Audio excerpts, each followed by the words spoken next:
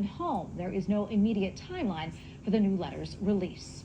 Finally tonight, the faithful in one Scandinavian country have a new outlet for Catholic content. EWTN Norway began TV programming last week on the Feast of the Assumption. That is also the anniversary of the on-air launch of EWTN back in 1981. Norway already had St. Rita Radio, which began in 2020. The northern European country has a population of more than 5 million people. The vast majority are Lutheran. Around 3% identify as Catholic. We go now to Paul Johannes, co-founder of EWTN Norway. Paul, wonderful to be with you today. Tell us a little bit more about EWTN Norway and how that idea to launch it came about. Thank you, Teresa, and thank you for having me.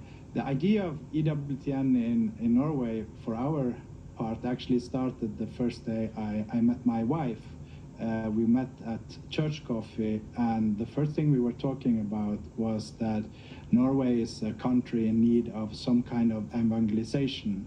She's Hungarian from Romania, so she comes from a different culture, and I'm a Norwegian convert.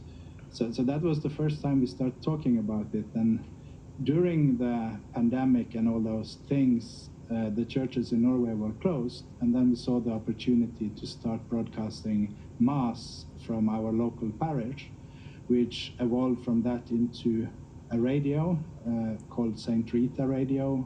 St. Rita is one of our good friends and helpers.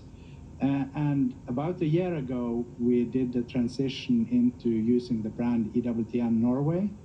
And on the Feast of the Assumption, which was 15th of August this year, we launched our TV station, which is a true blessing. And it's amazing how both Mother Angelica and St. Rita has helped us on our way to get where we are today. Yeah, absolutely. What a wonderful blessing. Tell us, what is your main focus, and also what language or languages are you broadcasting in? Our main focus is to reach Norwegian or Scandinavian natives. The church in Norway is an immigrant church. We get a lot of good culture, good Catholic faith from Eastern European or other immigrant group. But what we're lacking in Norway is a Norwegian Catholic identity, which would show what it means to be a Norwegian Catholic. So, for example, in my parish, we are 4,500 parishes, but we are only 15 Norwegian. So we are a big minority.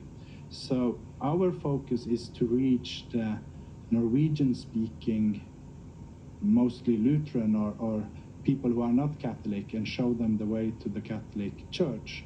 And that also includes Sweden. We are broadcasting in, we use the Swedish and Norwegian and English in our broadcast that we do.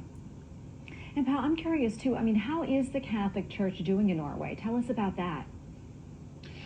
It's like all in Western Europe. We have problem with the secularization. The family is hurting in Norway as in all of the Western Europe countries.